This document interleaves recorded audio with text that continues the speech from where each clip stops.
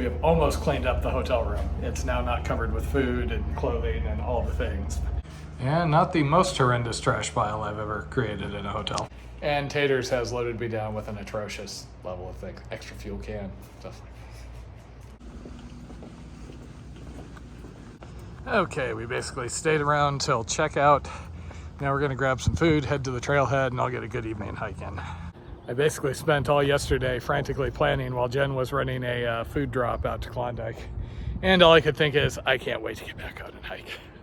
Driving past Oracle yet again. So this is the American flag trailhead where technically my AZT came to an end.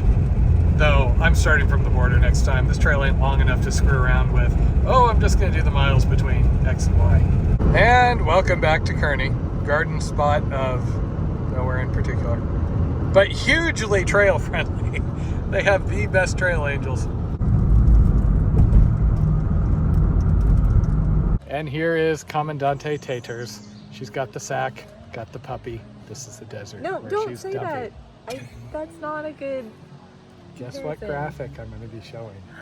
So if everything runs to plan, she will be seeing me in Colorado Springs beginning of June, which will be several heat waves and God knows what between now and then. See, I'll look back at this and go, I was so innocent. Look at me.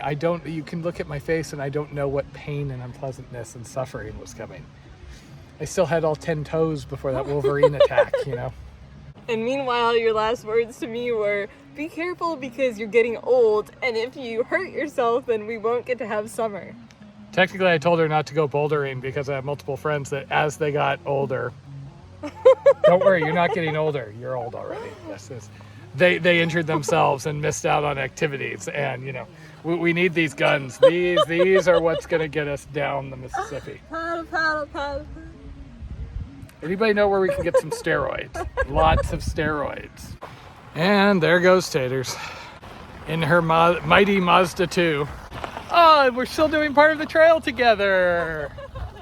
I'm walking, carrying 6 days of food, and she's working really hard pushing that foot down on that pedal. Bye, Blondie. Okay, back at Kearney, basically by the water spigot. There are water sources ahead. I've got 2.5 liters on me because I'm kind of figuring I'm going to end up in the shade waiting for things to cool off. It's a lot more pleasant if you just wait till 4:30.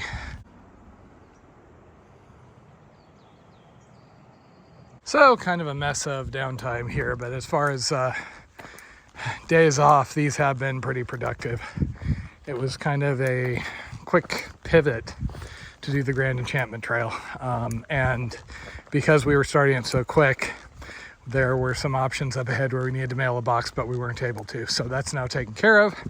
There's a box waiting for me at Klondike, and we have a plan for the remaining town stops along the way.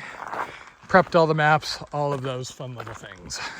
Tentative plan is to try and finish the Grand Enchantment Trail somewhere around May 26th. That will give me about a week with my parents in between coming off this and starting the Mississippi. Get to visit with them. And then the Mississippi will be go for 10 weeks. At which point I have to sell a canoe and then get over to the CDT. Unfinished business and all that. I have been looking at conditions while I've been down for the last day or two. And it does look like the cold weather is pretty much done for the moment. It's in the 80s and it will soon be in the 90s. So I'm kind of anticipating slower days, but resting during the heat of the day just to conserve water.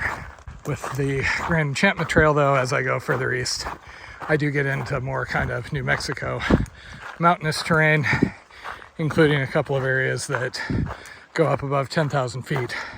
So one of the things I'm looking at is actually, will I need to get snow traction devices sent to me on this trail? So in addition to planning and food drops, there was a little bit of gear swapping going on. Stove I was using was having some leak issues, so we got that swapped out. And the biggest one is, since I know I have more bushwhacking, since Grand Enchantment is known for that versus the Arizona Trail, which is just clear trail, I actually have pants. And I hate hiking in pants. Last time I did that was, I think, the Condor Trail, which similarly, you kind of need it for the bushwhacking. mining waste piles as far as you can see. Also, we decided to swap out my topos a little early. They only had about 300 miles on them, but considering anything else is going to have to be mailed to me and we don't know how long it'll last, and that I have 700 miles ahead, we decided to swap into a brand new pair, and then I can hopefully finish this trail with just one more pair. So at the moment, I have about 35 miles left of the combined AZT and Grand Enchantment Trail, at which point I jump off at Putnam Wash and I am headed off towards Everpaya Canyon, though I wasn't able to get a permit. They're basically impossible. But the northern bypass actually looks interesting and gives you some views into the canyon, so I'm planning on doing that. Honestly, I'm just looking forward to getting off the AZT and onto the Get proper. First 5 minutes of being back on trail, I already saw 3 people. Something to be said for being out in areas where it feels like you're the only person. 4:30, much more pleasant time of day to be walking.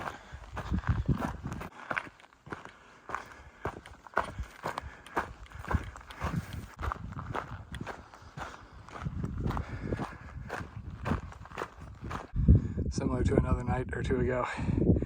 One of these washes where the water kind of pops out for a little while and then disappears again. So speaking of water, I was finally able to get a new platypus quick draw. I've been using a Sawyer because we had bought 2 of these off Amazon last year and they turned out to be defective. I actually reached out and pinged them figuring I wasn't going to get anything, and they happily replaced them. So they were super friendly and responsive. Flow rate isn't far off the Sawyer. I like this one because it has the caps, keeps it a little more sanitary, and it's easier to sleep with when it gets cold. Best time of the day.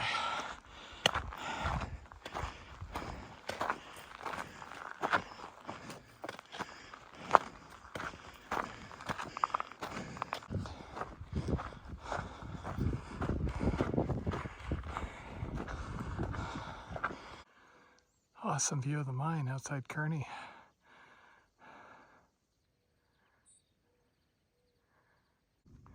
Starts to become more of a pain to hike at this time of night unless I dig my headlamp out, but God, I love being out this time of night up high.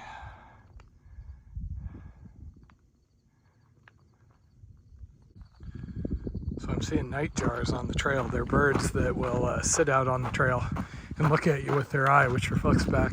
So I keep seeing points of light looking back at me. When you get close, they take off and fly a short distance. There we go.